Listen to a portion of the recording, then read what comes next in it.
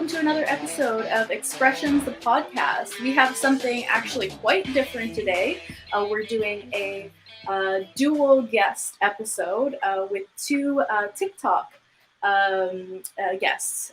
Today we have Danny Loves Pasta, or Danny, on the show, and I'm super excited to get into this conversation with you. But before I do that, Danny, how are you doing today?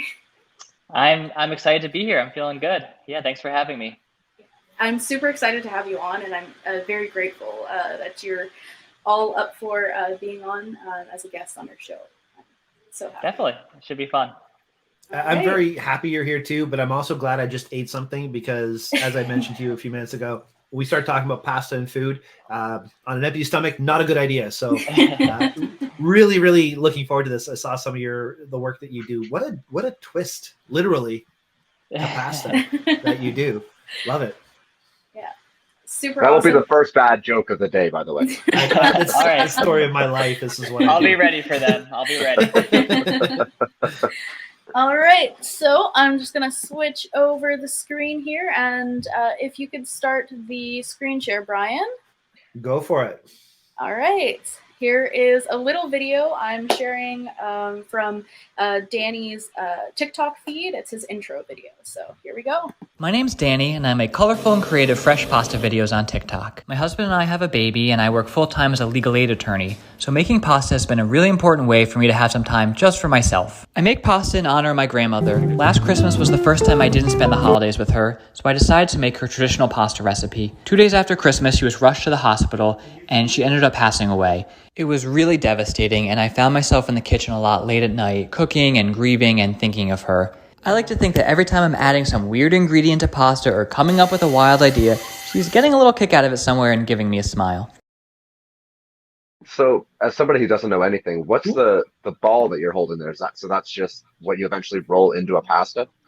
Yeah, so most of my videos are me making fresh pasta from scratch. So that is a ball of pasta dough, which is usually just eggs and water. And then, I add in different ingredients to color it or whatnot. But the basics are just flour and egg. And that's the dough ball. You let it rest, and then you shape it however you want. Okay, right on. How did you get into pasta? Like, is this something you've always done? Have you always been a cook, or is you got a new thing and thought you'd just go for the pasta? Yeah, no, I've not always been a cook. I've always eaten a lot of pasta. It's always been my favorite food. Since I was a kid. Growing up, we ate a lot of pasta, but it was more, I came from an Italian-American family that was always cooking tomato sauce every Sunday, and we'd eat it all the time, but I never really got into making fresh pasta until this year. One of my family's Christmas traditions was to make, do we lose Aurora? Lost Aurora. She'll probably be back. Her probably froze out. Sorry, go ahead. The joys of technology. Yeah, of course. Yeah, so I just got started last Christmas. I was cooking because of COVID. I wasn't going home for Christmas, and traditionally my grandmother would always make fresh pasta for Christmas. And so I wanted to sort of recreate all of the family dishes for myself and my family. And I decided to make fresh pasta. I really loved it. It tasted great. A few days after Christmas, my grandmother went into the hospital and she ended up passing away. And I was just cooking a lot. I was cooking a lot of pasta. I guess sort of in her memory and her honor, to feel close to her. And so I started posting the videos on TikTok. And originally I was just kind of doing basic pasta dishes. I was not doing anything wild, but the more I did, the more TikTok kind of pushed me to be more creative, add different colors, make different shapes, do different techniques. So kind of snowballed from there. What do you mean TikTok pushed you to be more creative? I owe a lot to sort of this broader TikTok community, the people who follow me, the people who leave me comments. I get a lot of ideas from strangers or people who follow me or people I've sort of connected with who leave me comments and saying, you should try this, you should try that. Some of them are kind of out there. Like for a while, someone kept writing, you should try Oreo pasta. You should try Oreo pasta. And finally, one day I did grind up some Oreos and make that into pasta. And it was kind of fun. Kind of mind-blowing if you ask me. Yeah, it worked. I think there's an element to there's an element to TikTok of really pushing yourself, at least for me, pushing my creativity to go farther. You know, after I had done basic pasta videos, it's like, all right, what's next? Like, people are responding to this, but how do I go further? And once kind of my mind started thinking, it's like everywhere I went, I was thinking, what should I do? Could I make this into a pasta? Like, I was looking at different techniques. I look at different artists and see what they do. And I don't know, I just try and incorporate it into my videos. Was that a pressure you put on yourself? Like, did you ever feel like, oh, I'm tired of doing this? Like, I can't come up with new ideas, or like, how do you keep yourself motivated to just keep going? The hardest part of it, honestly, is definitely finding enough time to do it. I have way more ideas than I could ever do. I keep a list in my phone of all the ideas. Oh, that's There's cool. so many things I've been wanting to do, and I just don't have the time. You know, I have a 1-year-old daughter. She takes up so much of my time. I'm like trying to do this during nap time. So that's the biggest barrier, is just finding the time and energy to do it. You have a 1-year-old daughter. Does that mean your daughter came around after you started your TikTok videos? Because you say you started around a year ago? Yeah, so she was a few months old when I started. Okay. So you actually started your TikTok right when she was born, like right in the craziest time of a baby's life. It was, or a parent's life with a baby, let's say. Yeah. It was kind of a rough time to start it, looking back, because my grandmother had just passed away and my parental leave was ending. Like, the week my grandmother passed away, I went back to work, and that's the time when I started the TikTok account and started making all these videos. So maybe that was all part of it. I was just kind of, I don't know, I had a lot going on, and this was my outlet to do something different, and be a little bit more creative. But it all kind of came together during that time. Interesting. Well, I was gonna say, it sounds like it was a huge release for sure. And I imagine, just to add to Brian's question too, the tools that TikTok adds, just in its video editing ability and all the, I haven't gone big into TikTok. I've never made a TikTok yet. I don't know if that's what you call them, but I know that the video editing capability in there is insane. Yeah, I would say a lot of what I do or my videos, it's not just about the pasta I'm making, or it's not just about coming up with a wild new idea, but it's also about how it all comes together in a video. I mean, the videos are short, 30 seconds, how you can show the story quickly, how you can grab people's attention. And I think the more I've gone along, I've tried to show more of my personal life or my personality into it, try to make it a little bit more of a connection with people. So it's definitely sort of a marriage of the cooking and the sort of video aspect of it. And it's awesome. Do you find making videos on TikTok is easier to get a following than on YouTube or anything like that? Like, we've been doing this show for since April. We have 77 followers, 77 subscribers as of this minute. After this, we'll hopefully have 5,000. But no, anyway. But point being, you have over 500,000 followers, I believe, on TikTok. Am I right in that? I think it's around like the 460 mark or something. 400. Do you feel the growth around is 600 or so? 600. Wow. Okay, so I had a lot of growth. In the last week, I got probably 100,000 new followers. So it is, the growth can be very explosive. That's fantastic. How does that happen? Is it keywording? Is it like, how do you get your videos seen? Yeah, so I'm not an expert on how TikTok works, but the way the algorithm works is it can show, even if you are very small, even when I had 0 followers, it can show your videos to a lot of people who it thinks would be interested in them. And if people are watching the video and commenting and responding to it, then it'll show it to more people. So in the last week, I had a few videos that got 4, 5, 6 million views, and that brought a lot of new followers. But then I have videos that, get a tiny fraction of that. Like, it's very up and down. I have weeks where I'm flat, and I have weeks where I grow, and it's just kind of the way it works. Do you pay attention a lot to your follower list? Like, in the sense of, do you watch it grow, or are you somebody who just enjoys doing what you do and interacting with everybody? Good question.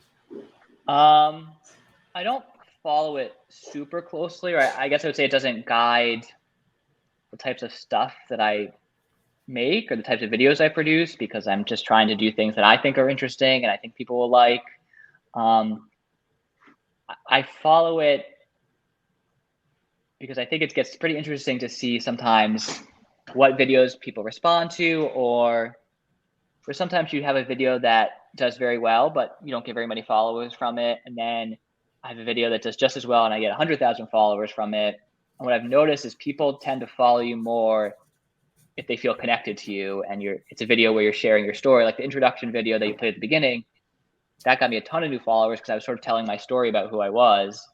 Whereas sometimes a video that just shows the pasta and I'm not in it at all, people like it, but it doesn't really get you very many followers. And so it's not just about trying to get followers, but I always kind of notice that too. Like, Yeah, I feel like on social media in general, it's important to like show yourself, because there's lots of people doing all sorts of different things on social media. We had actually Eat Famous, who has an Instagram on food, on our show in one of our earlier episodes, and he talked about the one thing that he could do different is show himself and be himself, because there's lots of food accounts out there, and when you are able to tell your story, you can connect with people on a different kind of level, and that was one of the first things I said. Like, I love your story. I love that your grandmother inspired you to get into this, and it kind of helped you grieve, and you got to also do try a bunch of new and creative recipes. So I think that's just amazing. One question I actually had is, your content is about the food. So how do you, because I think you've come up with so many different unique kind of pastas. Like the succulent pasta is just so cool looking. It looks real. I've seen like the video where you cook the succulent pasta, and it looks just the same. It holds just the same. But then I also saw you've done like a strawberry like flavored pasta. So it's the colors and the shapes, but also the flavor is different as well. So can you speak a little to like how you come up with these different kind of ideas? Yeah, that's a great question. The ideas kind of come from all over the place. Like I said, a lot of ideas do come from people leave me comments and say, try this, try that. The strawberry pasta was kind of part of a trend on TikTok. There was a big brief period where there's a lot of talk about strawberries and cream. So I did that as a pasta. So a lot of ideas come from TikTok. I get a lot of ideas from like people who work with clay artists. They do a lot of really cool things with clay. And sometimes I look at that and think, could that be carried over to pasta? Just the designs in general. Yeah, the designs with the colors and things like that. So you see the pasta material as a clay itself, as a moldable thing like that. Yeah, I think it's pretty similar to sort of the polymer clay work that people do with jewelry and things. Did your mother ever teach you don't play with your food? I'm sorry. No. There's number two. Yeah, right. Yeah, I don't even know I'm doing it. I'm horrible. Yeah, but it really just comes from all over. So I just did a video where I did some origami with pasta. Like the succulent one just came one day when I was at the store, and I saw this little thing actually for decorating cakes, to make little succulents on cakes, and I thought, could I somehow make a pasta out of that? So it just comes from, I don't know, walking around and thinking about pasta all the time, which sounds weird, but that's what it is. It's what you do. Yeah. It's what you do. Is this your I'm curious, sorry. Oh, sorry, go ahead, Brian. I was just wondering, are you doing TikTok full time? Is that like your main gig at this point? Well, I'm a lawyer by training and spent a number of years as a lawyer at a nonprofit as basically a tenants' rights lawyer for tenants who are losing their homes. And good for you. I was doing that from home because of COVID and raising our daughter. My husband also works from home, and it was quite difficult. So actually just last month, I took a leave of absence for a year from my job as a lawyer. So now I'm kind of a full-time stay-at-home dad / doing TikTok when I have time and making videos during nap time and things like that. Very cool. That's awesome. Were you a creator before this, or is this like the first thing that you've done as a creator, like a social influencer or so? I was not that big on any social media platform before this. And I was kind of the type of person who throughout my life always like started creative projects, but they only lasted for a few weeks or a month, and then I gave up on them. So I've always tried to have some sort of outlet, because being a lawyer, it can be very dry and can be very analytical, and so I was always trying to keep some sort of creative aspect going, but nothing ever really lasted as long as this has.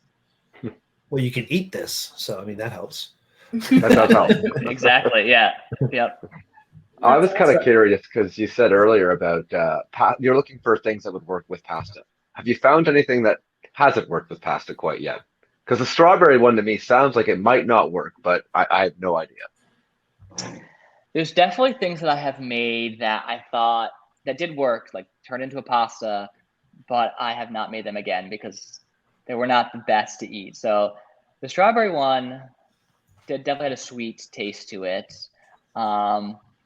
Like one time I made pasta out of goldfish crackers, which was like I'm glad you said crackers, because that would be right. awful. Exactly. Yeah. But if you ever explain that again, hesitate after goldfish. Just take a nice long pause. Right. Right.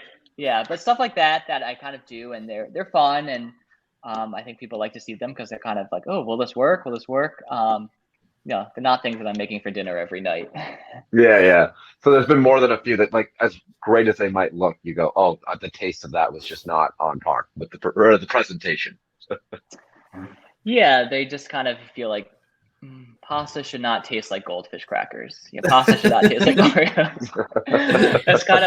It was a fun experiment, but Oh, you did an Oreo one too?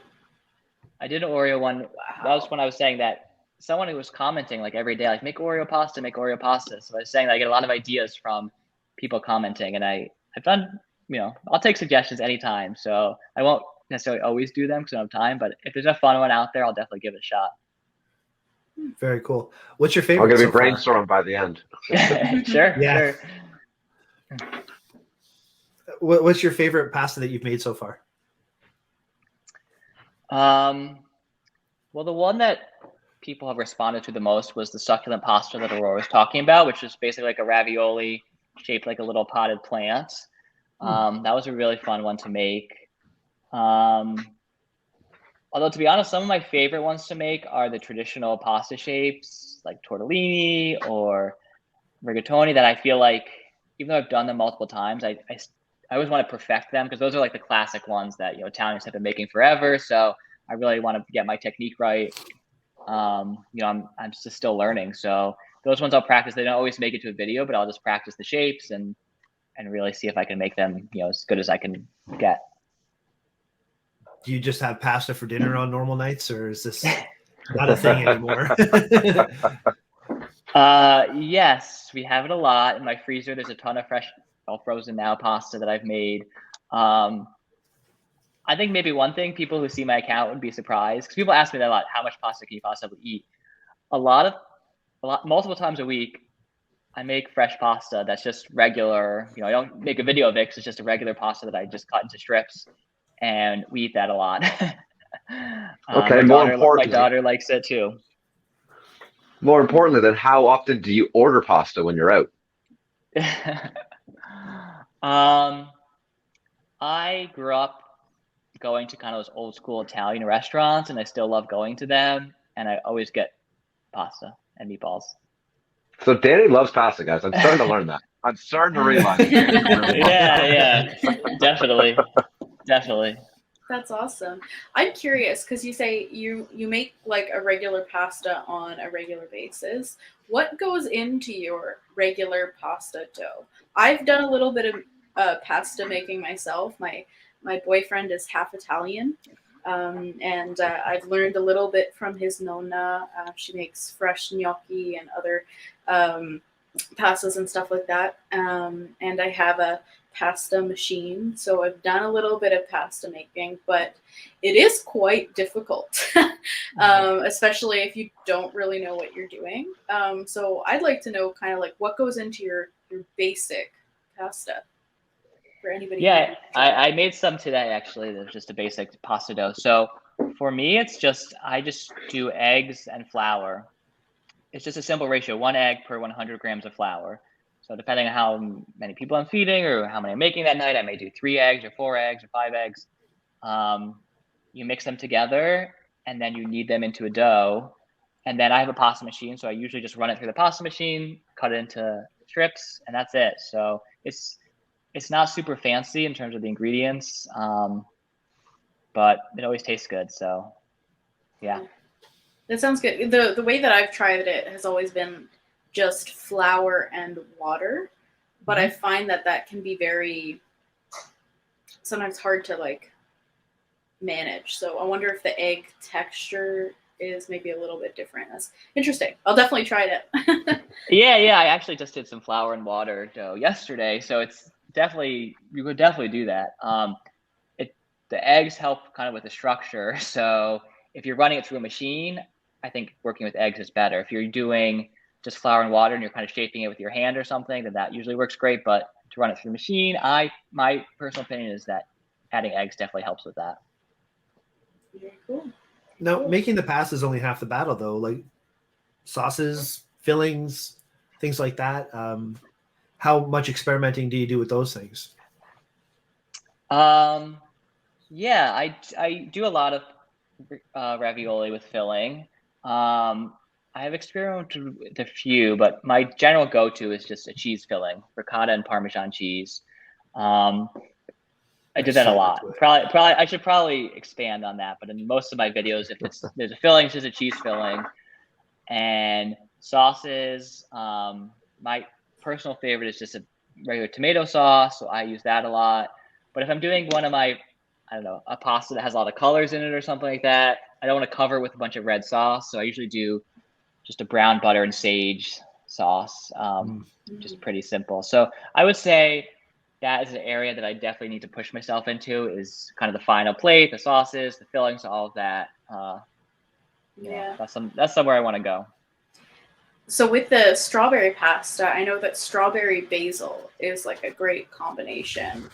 So I was thinking, that might actually, like, I wouldn't normally think to put strawberry in pasta, but I've had that combination before and it always tastes really well. So I wonder what could be done with like a basil sauce. So I might even try to make strawberry pasta and play around with that. That's kind of cool. Now, Danny, you were kind of saying that the strawberry was really one of your favorites as far as flavors go.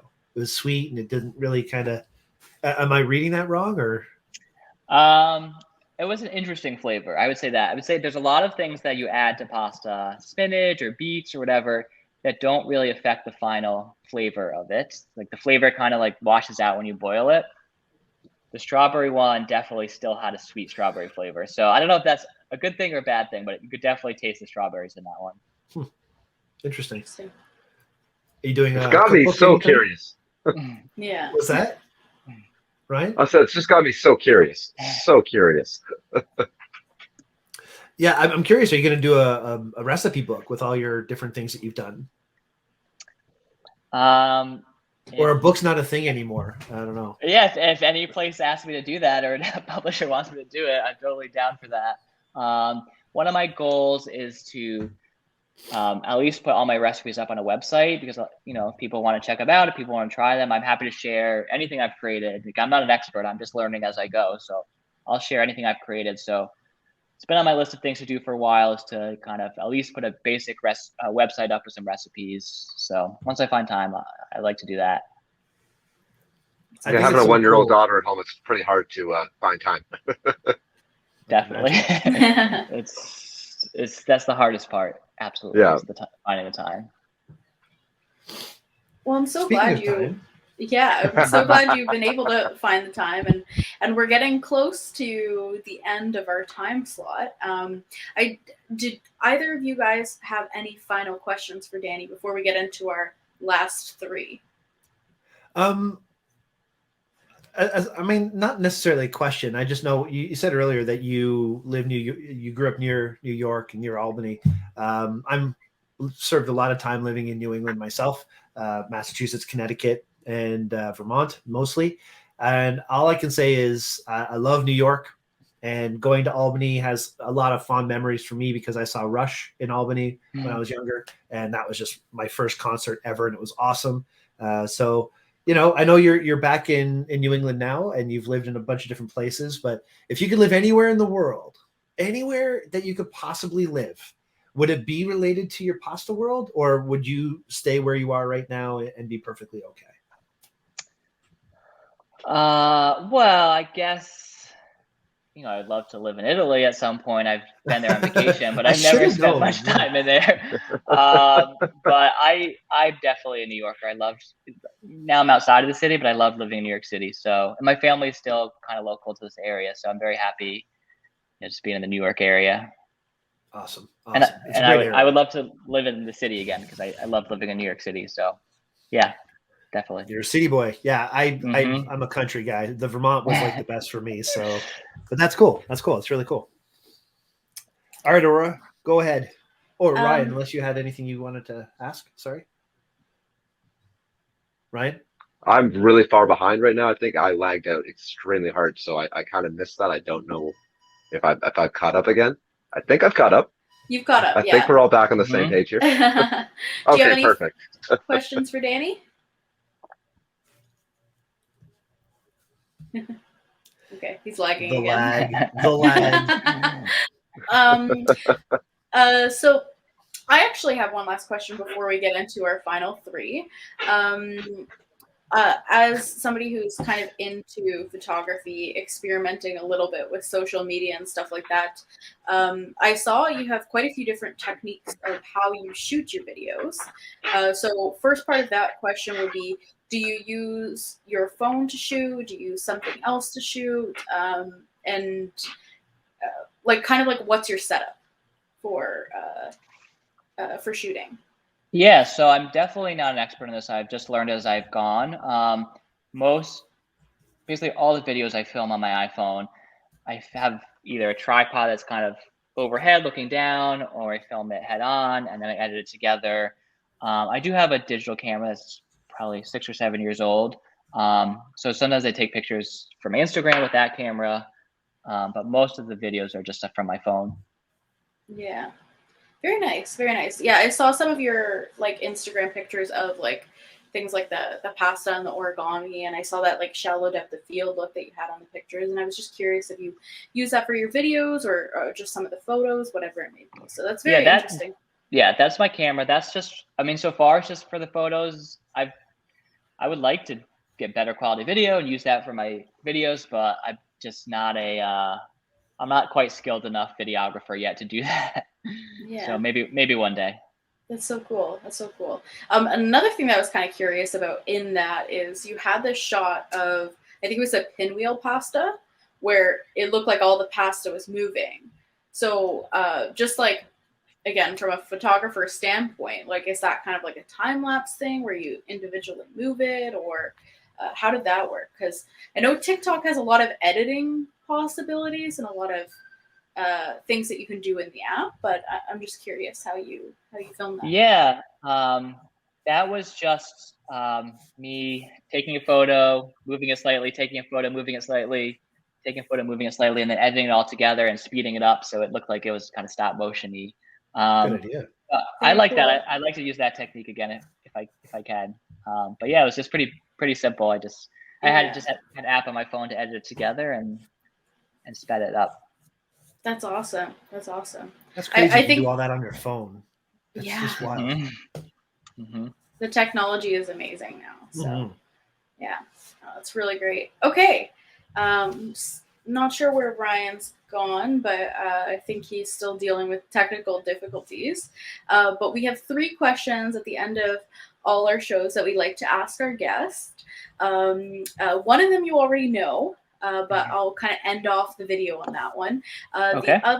The other 2 are, unless you've watched one of our podcasts before, listened to one of our podcasts before, you probably don't know. So the first one is, what's your jam?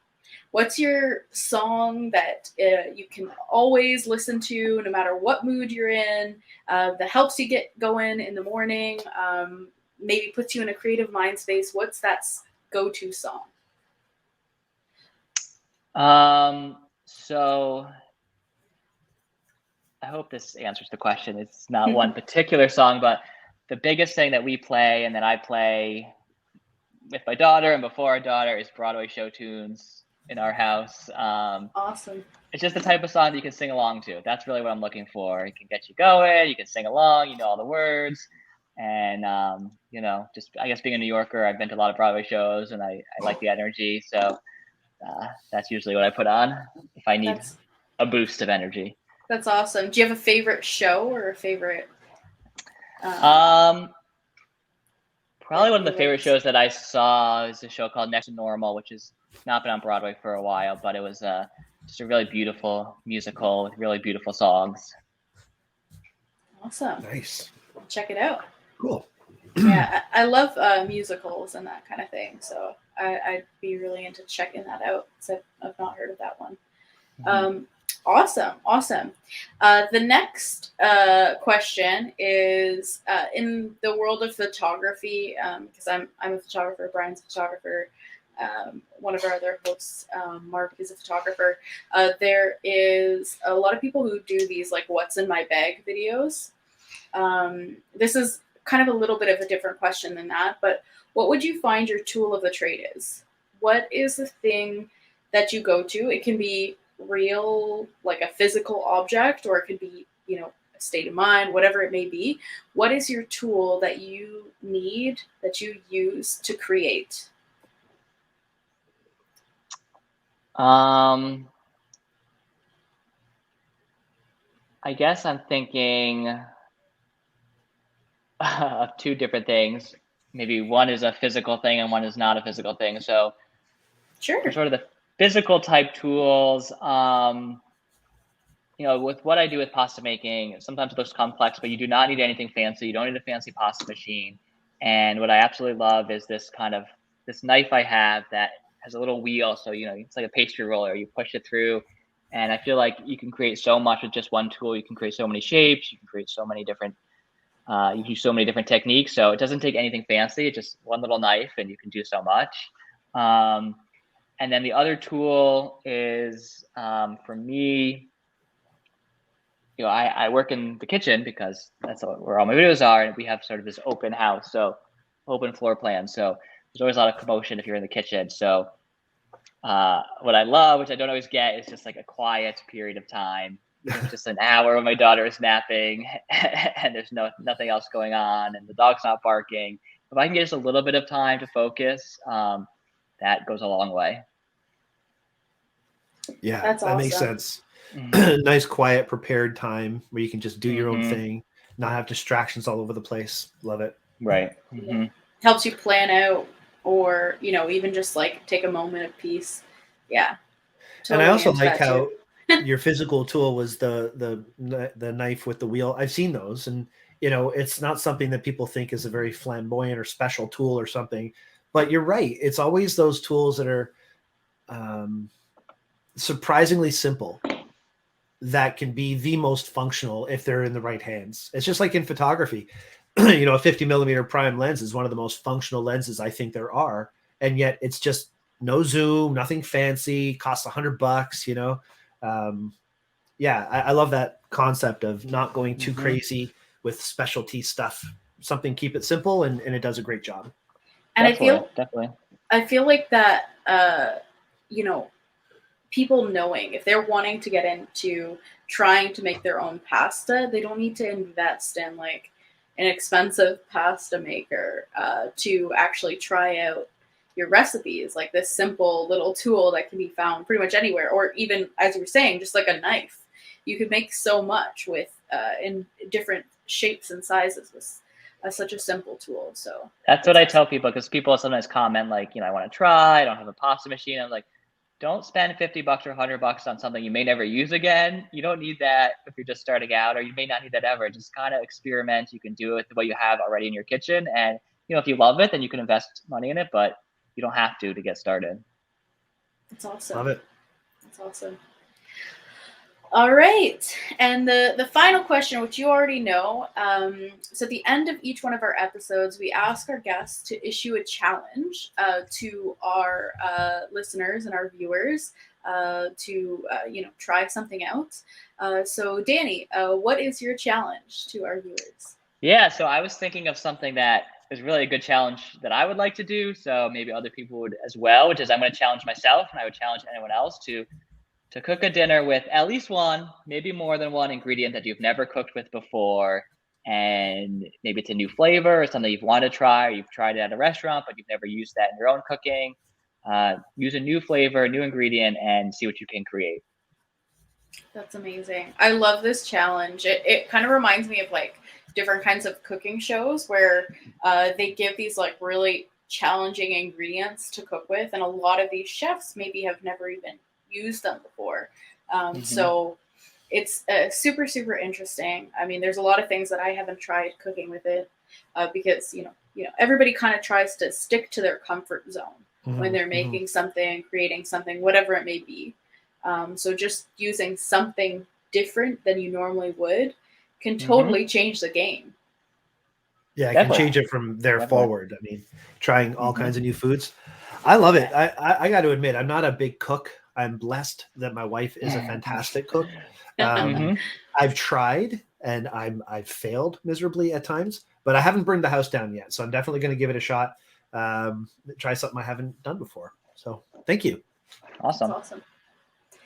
That's really, really great. So I guess Ryan can't get on, but I just want to say thank you so much, Danny, for being on. I think this has been a really amazing episode. I really, really love your content. I think, you know, as soon as I saw your page after my friend recommended it to me, I was just like, wow, this is really cool stuff you've got here. Very colorful, very different, unique, unlike things that I've seen before, like the succulent, the origami, different flavors. And I really wanted you to be on this. And I greatly appreciate for you being on the show. And I'm definitely going to take your challenge as well. Awesome. Yeah. Thanks so much for having me. I had a lot of fun talking with you, and I'm really happy that you invited me on. Cool. Awesome. I just want to say before we let you go, I also really appreciate you taking the time to be with us tonight. And I have to admit, I did not know how easy it could be to make pasta. I mean, it's just a few ingredients. I thought you had to be careful with the salt and this and that. And so it's definitely opened my mind up to the fact that this is something that anybody can do. And I'm really actually excited to try doing it myself. So thank you. Aurora, thank you for this, for having Danny on. I'm stoked that you came in, taking the time to spend with us. I really appreciate you. Yeah, definitely. I was happy to be here. That's awesome. So thank you again to our listeners. Thank you, Danny. I really, really appreciate you being on. And before I sign off with this episode, I just want to say, if you like our videos, like our content, please hit the subscribe button. Please like the video, share it with other people you think you'd like, so we can kind of build up our audience and that kind of thing. Before we get going, I do want to say, Danny, where can people follow you? Yeah, you can find me on TikTok and Instagram. The same name. It's Danny Loves Pasta. All one word. Danny Loves Pasta. Awesome. Beautiful. So definitely follow him. Check him out. He's got great content. So, yeah. All right. Thank you. Take care, everybody. Bye.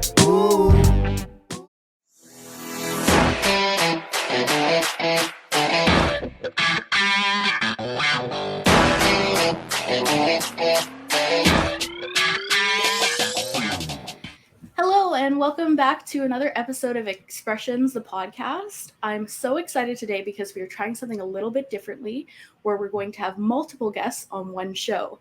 Right now, with me, I have an amazing guest. His name is Gregor Reynolds. He's a digital creator, and he has some really cool, creative comedy skits and that kind of thing that he posts on TikTok and Instagram. He's done as well on YouTube, which is really, really great. So I'm super excited to have you here today, Gregor. And yeah, it's awesome. Yeah, thanks for having me, guys. It's awesome having you here. Appreciate you taking the time to be with us. I know it's going to be a very short conversation, so I won't blab on right now, but it's very nice to meet you. And I've been watching a lot of your TikToks and really enjoying it. I've got a lot of questions. I hope we can get to some of them today. Yeah, thank you so much. Nice to meet you as well. Thank you. It's awesome. So before we get into the discussion, I want to play one of your quick videos just to get a sense of what your channel is all about. I'm just pulling your leg. You're not actually pulling my leg, right? No, it's just an expression. Who is pulling my leg then? Gregor? Son? Whole screen. It's awesome. I just love that video. It's when I was scrolling through your feed, when I found out you were coming to visit the Henry store, I found that video, and I just thought it was such a creative spin on a very common expression. I found that in a lot of your videos. You take a very creative spin and pull it into a skit, and that's really awesome. Yeah, and I think I love doing videos like that, and I've done a couple of other ones, and those seem to all do really well. Those like common expressions that sound so normal, but then like there's a way to pull them, whether it be literally or just in a different context, that makes them pretty, or at least I'd like to think, pretty funny.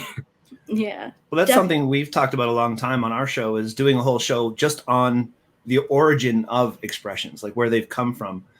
So many people don't understand what they mean and so on, but you're taking them in a different twist. You're looking at it in a completely different way.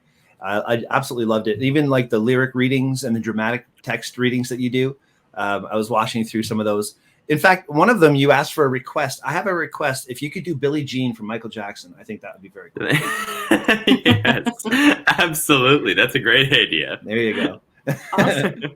Awesome. So, Gregor, just for people who don't know much about your channel and what you do, can you give us a little description and maybe how you kind of got into digital creation?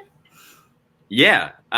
So my name's Gregor Reynolds, for all those people that are watching that don't know who I am. I've been making videos online, specifically short form videos, since I was 11 years old back in 2013. Started on Vine, making videos with my family, and we've been lucky enough to continue making videos. Now I'm doing a lot of stuff on my own, sorry, someone just walked in. My bad. It's all good. Been making videos for a long time with my family, and we're super grateful to be able to still be able to do it. And now TikTok and Instagram and that kind of vertical video, 30-second format, is what's working for me. And it's something that I've always loved to do since I was even pre-Vine. I was making YouTube videos about, I don't know, you guys know tech decks? They're like the tiny little skateboards that you use with your fingers. Okay. Oh, okay. Yeah. So I was like in kindergarten, like using my dad's camera and computer to like film myself and edit videos together of me like doing tech deck tricks and stuff like that.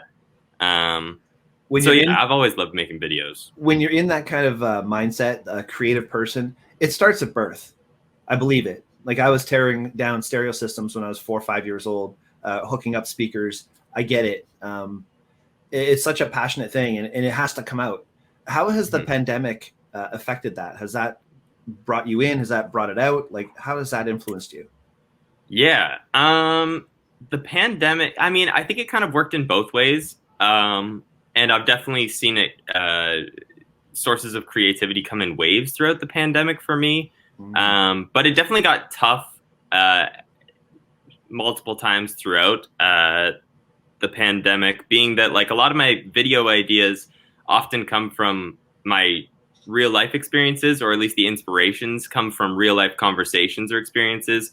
And that I started to kind of like drain the well at a certain point, because when all of my days were the same in like deep quarantine, I'd be like scratching the back of my head, like hoping that I could pull some kind of idea from something.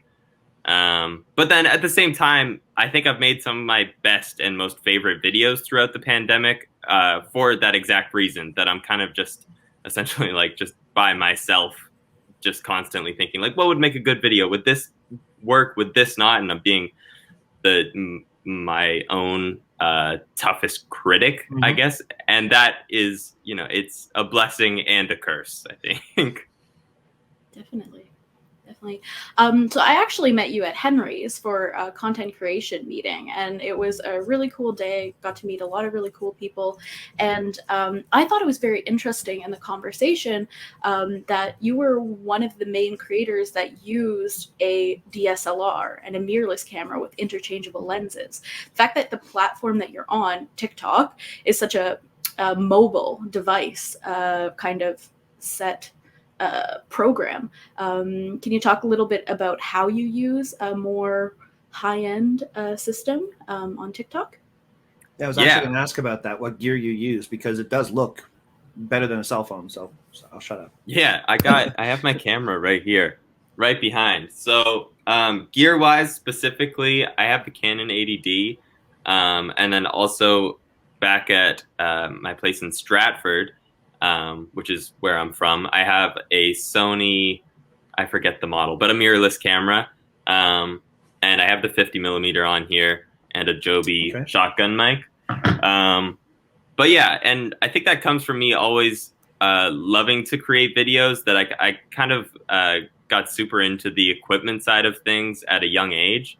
So then when I kind of developed a following on these mobile first video platforms, it felt like natural for me to kind of like show people that I can do these simple, funny, kind of stupid concepts, but then also shoot them in a way that makes it look like more grand than it actually is. And I think it catches a lot of people's attention when they're scrolling through a feed that's mostly just iPhone video.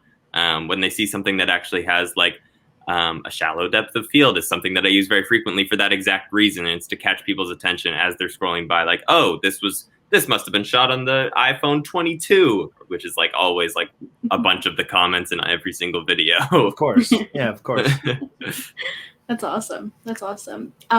So one common discussion we get into a lot on the podcast is how your friends and family have influenced your creative journey. I know from watching your videos, it seems like your family is quite involved in your creation. So do you want to talk a little bit about that?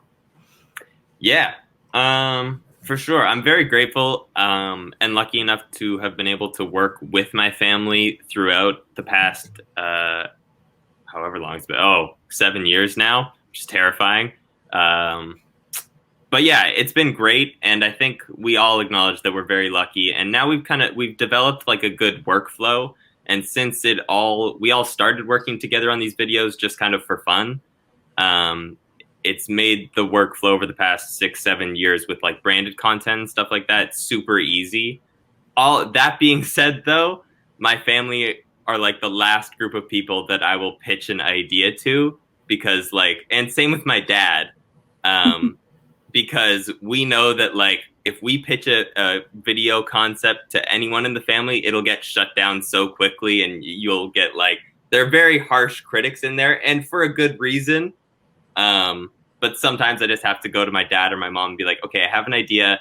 Just trust me. We're going to go shoot it now, and it'll turn out great. I can't explain it to you or else you won't do it. So don't give them any notice. Just kind of spring it on them and think it all out, get it all planned. And exactly. Awesome. Yeah. And my dad definitely trusts me more with that now. My mom doesn't necessarily love being on camera, which is hilarious because she's been doing it now forever.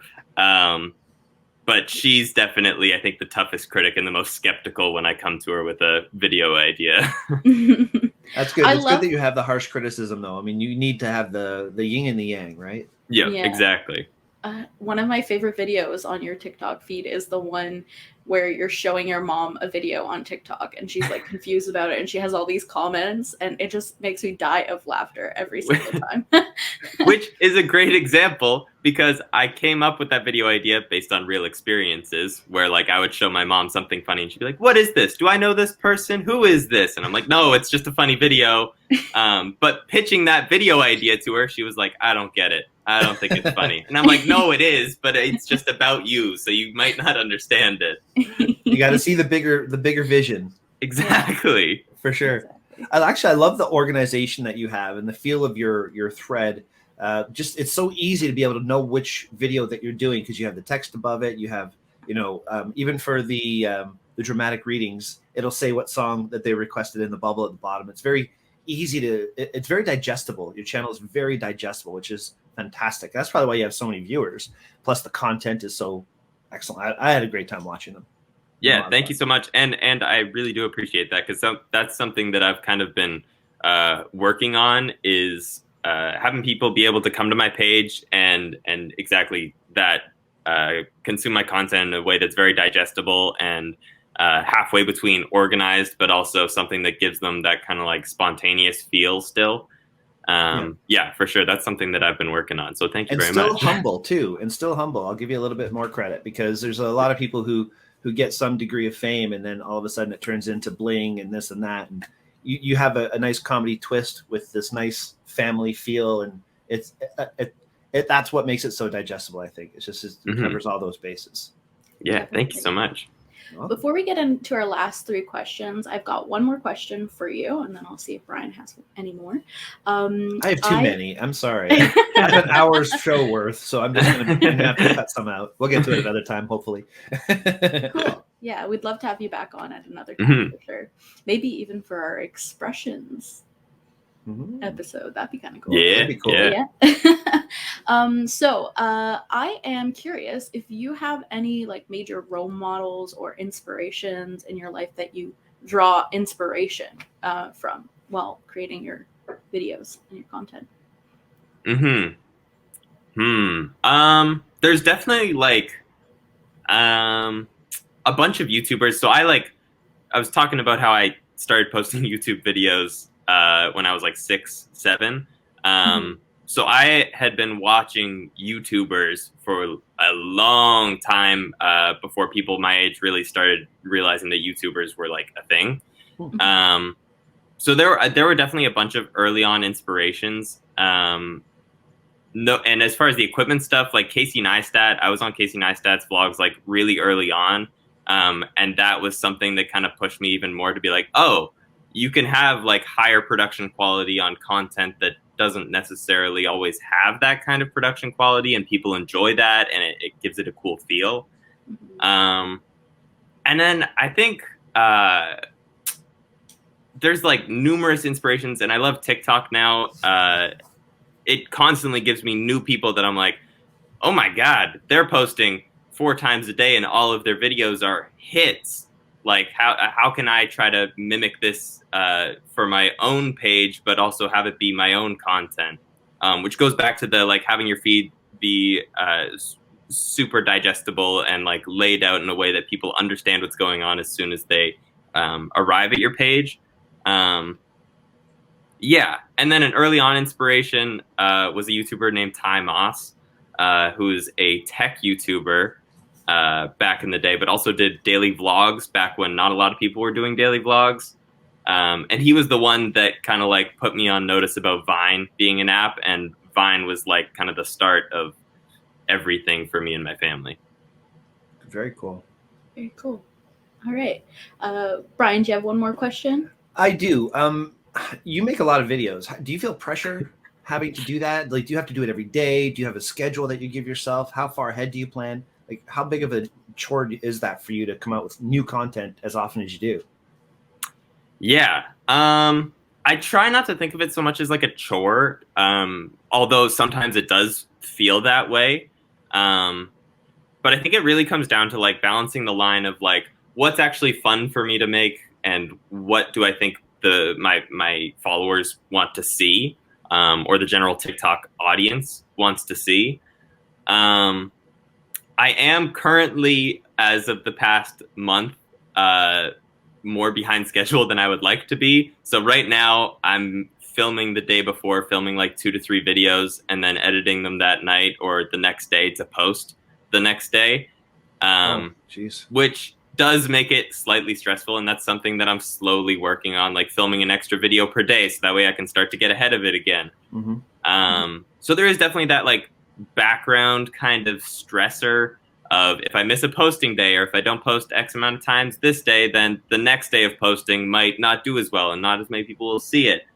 But at this point, I'm lucky enough that I've been doing it for such a long time, and I started at a young age. So now it becomes it's a routine now. it's a routine and it's something that I really enjoy doing. Nice. And I don't think I would have it any other way. Like, I love waking up and being like, what am I going to film today? What am I going to edit today? How am I going to change this up? Very cool. And I hope I get to keep doing that. Yeah. I hope you do too. It's fun. It's a lot of fun. And it's fun watching your videos. So I hope you keep it up. Thank you. Thank you. Awesome. So now we're getting to the just past 15-minute mark. So I'm going to wrap it up with our last 3 questions. Gregor, each episode we ask our guests 3 different questions. First one is, what's your jam? What's the song that you love listening to that gets you pumped up, either in a creative mindset or get ready to work or even relaxes you or calms you? What's that song? Okay. So I'll start by saying that a lot of music that I listen to, I'm listening to like hype me up. That sounds like awfully corny, but like get me in that kind of creative mindset, somewhere like a place where I have more energy. I have to kind of have like a bit more confidence when I'm thinking of these video ideas and getting ready to film them. So I think this is a tough question. I think my jam right now for that kind of setting and making me feel a bit creative is probably this song called Shoota by Playboi Carti and Lil Uzi Vert, which sounds hilarious. And it's a very like SoundCloud rappy trap song, and it's very simple, but it's something that like every time I hear it, I'm like, okay, now I know it's go time. I gotta like kind of like get in this role. I already have my ideas planned out. I'm ready to go. That gets you in the groove. Yep, exactly. Beautiful. Love it. Awesome. I'm going to look it up after this. Me too. Yeah. I'm sure Ryan, actually, one of our other hosts, he couldn't be on today, would love that too. He's pretty into rap as well. So it's awesome. And the next one is, what is your tool of the trade? What do you need whenever you're trying to get into a creative space, whenever you're creating? It can be an actual tool, something that you use, or it can be a frame of mind or whatever it may be. So what is your tool of trade? A frame of mind. Okay, so can I give both? Can I give an actual tool and then also a frame of mind? It's your time, my friend. I have we appreciate it. Yeah. Here, let me grab this. Hold on. Okay, so we were talking about how I've been using like DSLRs and kind of using higher production quality equipment for these mobile videos. And my current favorite tool that I just got like 6 months ago is this Sigma 18 to 35 f1.8, and it's f1.8 all the way through the 18 to 35, which is like perfect for the videos that I do because I'm frequently, at least on TikTok, trying to really get that shallow depth of field. So yeah, actual physical tool wise, this. And then frame of mind wise, I've been thinking about this recently. It's kind of like a don't learn before you try, like try and then learn from it. And that's something I've been applying to a lot of my content as I continue to like develop new series on my page and like figure out what works and figure out what doesn't. It's like I can spend all day writing down these ideas and like thinking in my head like, maybe they'll like this, maybe they won't, maybe I'll try this. But there's been a bunch of different videos that I've posted where I'm like, I don't really think this one is going to go. I don't think it's that funny. I don't think it's whatever. It pales in comparison to the rest of my videos, but then that'll always be the video that like does way better than the rest. We noticed that in photography too. The photos that we really, really like would flop, and all of a sudden something that we would think, it's just, boring, whatever, and just boom. Yep, exactly. You never know what other people see in your work. Yep, exactly. And I think, the only way to learn those things is to try first and then go from there. Awesome stuff. Awesome. And that lens, I mean, of course, we both work at Henry's, so we know that lens very well. It's really cool to hear you choose that one. Yeah. It's an awesome lens. So definitely it's amazing. A great tool. Yeah. How does it focus? Is it fast enough for your tracking and things like that?